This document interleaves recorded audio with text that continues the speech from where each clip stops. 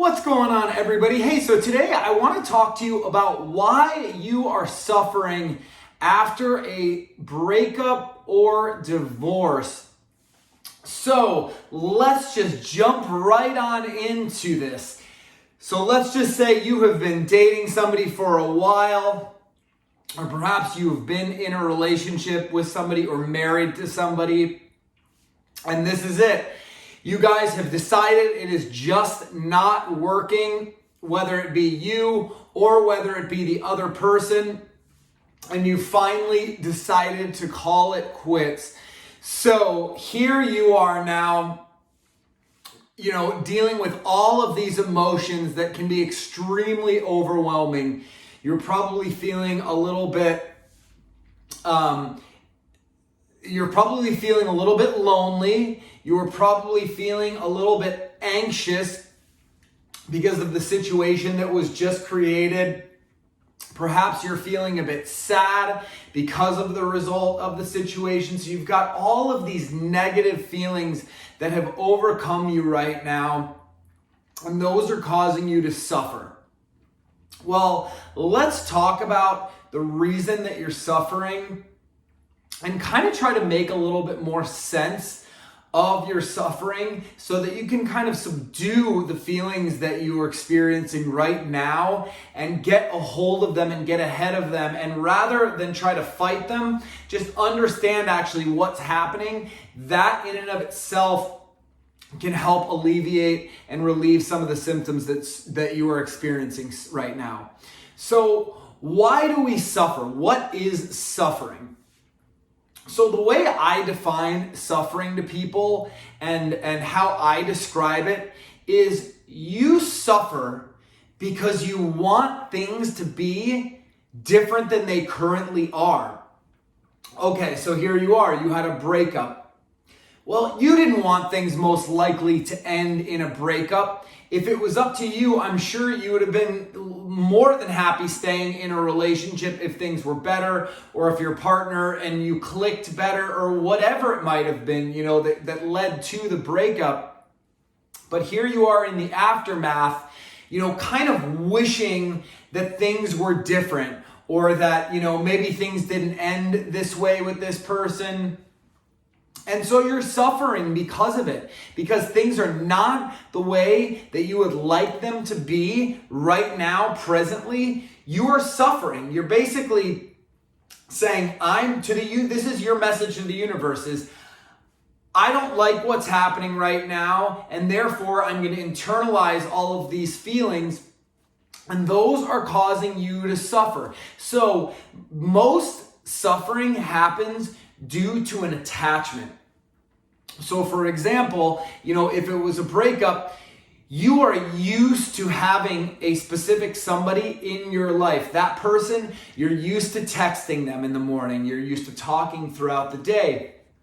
You're used to getting home and having somebody to eat with, or, to go out with or do stuff with on the weekends. So now you've been thrown into single life, which is not something that you're used to. You're not used to being alone. And your mind is kind of signaling to your body. It's like this fight or flight thing of like, oh, we just want to get back to like solid ground. So you'll start thinking about your ex. And again, these are going to stir up a lot of emotions for you. You might start feeling, like I said before, lonely or sad. And you might have some emotional outbursts or panic attacks. Those things are perfectly normal, but they are really only happening because you want things to be different than they actually are. So what you need to do is you need to embrace the reality of the situation. And you actually want to lean into the suffering a little bit. So kind of remind yourself, like, these feelings are perfectly normal. I'm experiencing this feeling because I'm used to having this person in my life. They've been taken from my life or removed from my life, and now I can't have them. And this is the cool part about that, you guys, is once you have created enough space and distance from the relationship, that is when you are going to start to heal. So I'm sure you've heard the expression, time heals everything. Well, that is true, but actually what they mean by that is space heals everything. The longer you are separated from those emotions and you detach from them, you don't grab them and try to hold on to those negative feelings. You let them happen, you experience them, and then when they're done, you don't go grabbing for them again, you just let them go. So literally just accepting reality for what it is will work wonders on your happiness and your well-being. So if you have recently experienced a breakup or you've recently experienced a divorce, what you want to do, besides kind of leaning into the feelings that you're experiencing, creating that space, is you need to start creating a life for yourself. So what do I mean by that? You need to start creating a new healthy routine that does not involve that person or your ex or, whoever it was that you were dating. Because when they are not involved in your new routine, you're not going to be thinking about them all the time. Maybe you will for the first couple of weeks or the first couple of months. I mean, when I was married and I was with my ex for 10 years, it didn't just happen overnight. It wasn't like I flipped a light switch and all of a sudden my feelings were gone. But the more space that became over time, the less and less I was wrapped up in our, old relationship or fantasizing, the life that we could have had if things had been better or whatever. So you want to start creating those healthy routines. And honestly, do the basics. Just make this really, really basic, you guys. Make sure you're spending 10 to 20 minutes per day minimum meditating. So just sitting in silence, letting the thoughts come, letting them go, not judging them, and do some practicing some, mindful meditation, a mindfulness. So when you kind of experience yourself feeling those emotions, kind of become the witness who is actually witnessing yourself experiencing those emotions. Beyond the meditation, you need to start exercising at least 4 to 5 days a week. I also recommend that each and every day you take at least 30 minutes to an hour to spend outside, just being in the sunlight, just being surrounded by nature. That is going to work wonders for how you're feeling.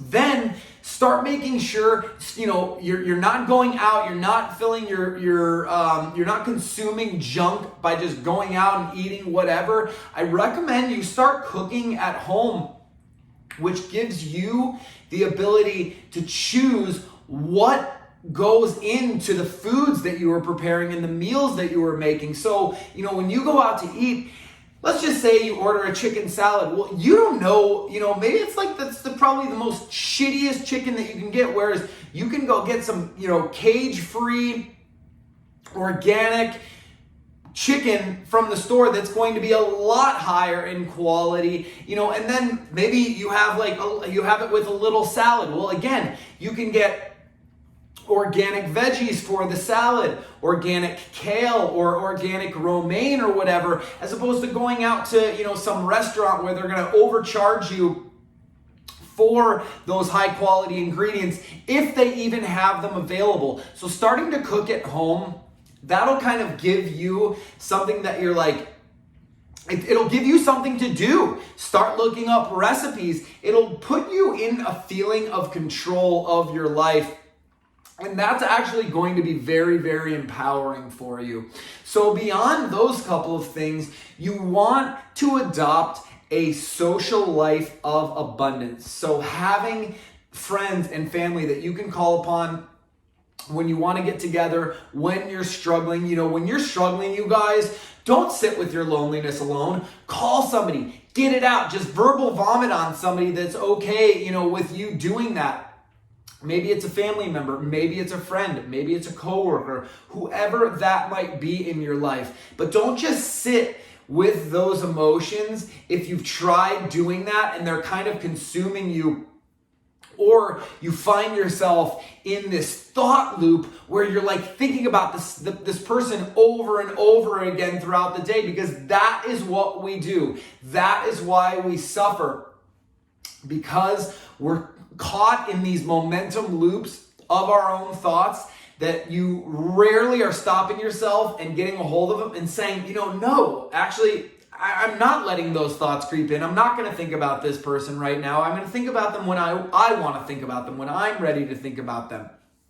So if you start practicing those couple of things, as well as lean into the suffering that you are experiencing, understand that space is what is going to create the suffering, diminish the suffering and create more positive feelings within you. I am telling you, it's going to work wonders on your peace of mind and your happiness and your fulfillment. So if you have just experienced a breakup, let me know in the comments below what you've been doing to fight the feelings and the negative feelings that you are feeling inside, especially if it's something that I did not mention in this video. I really would love your feedback, you guys, and I would love to hear what you guys are doing to stay balanced during a time that is very unbalanced in your life. But if you want my help working through some of that suffering that you're experiencing with a couple other strategies that go beyond just what we discussed here today, head on over to my website at thebalancedalpha.com. Sign up for whatever coaching session works best for you, and we will work through your challenges together. But until then, take care of yourself and stay balanced, and I will see you guys soon.